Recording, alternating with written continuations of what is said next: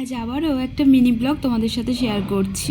জানো তো, তোমাদের দাদাভাই না সবসময়তেই বলে যে আমি নাকি দোকানের প্রতি কোনো ধ্যান রাখি না। আচ্ছা তোমরাই বলো তো, আমি সত্যি কি দোকানের প্রতি ধ্যান রাখি না? আচ্ছা যদি আমি ধ্যানই না রাখতাম দোকানে, তাহলে কি আমি দোকানে আসতাম বলো? আর দোকানে এসে এই সাফ সাফাই করতাম? করতাম না। আমি তো শুধু ভিডিওই বানাতাম। আসলে ওর কথা অনুযায়ী ও বলে যে আমি নাকি সবসময়তে ভিডিও নিয়ে ব্যস্ত থাকি, আর আমার নাকি এই প্রফেশনটার প্রতি কোনো রকম গ্রাহ্য নেই। আচ্ছা তোমরাই বলো তো, আজকে তোমরাই সাক্ষী হয়ে থাকো আমার জন্য, যে আমি সত্যিই কি কোনো দিন এই পার্লারটাকে ভালোবাসি না বা ভালোবাসিনি? তোমরাই বলো তো। এই যে এত এত কাজ করি পার্লারে এসে, এত এত হাড় খাটুনি খাটি, কী জন্য খাটি বলো তো? ভালোবাসি বলেই তো খাটি।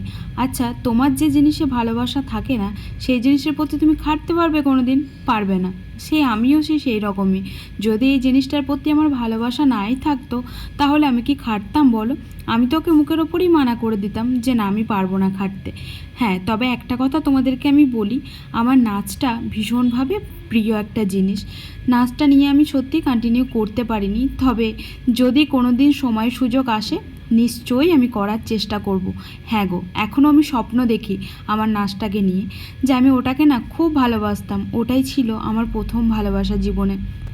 জানো তো, আমি ছোট থেকে না নাচতে খুব ভালোবাসতাম, কিন্তু আমার এমন একটা পর্যায়ে গিয়ে মা আমাকে নাচের ক্লাসে ভর্তি করলো, তখন আমি প্রায় অনেকটাই বড় হয়ে গেছি। আর তারপরেই তো বিয়ে করে ফেললাম, তাই নাচটা আর কন্টিনিউ করা হয়নি। আর ভিডিওটাও আমার দ্বিতীয় ভালোবাসা বলতে পারো।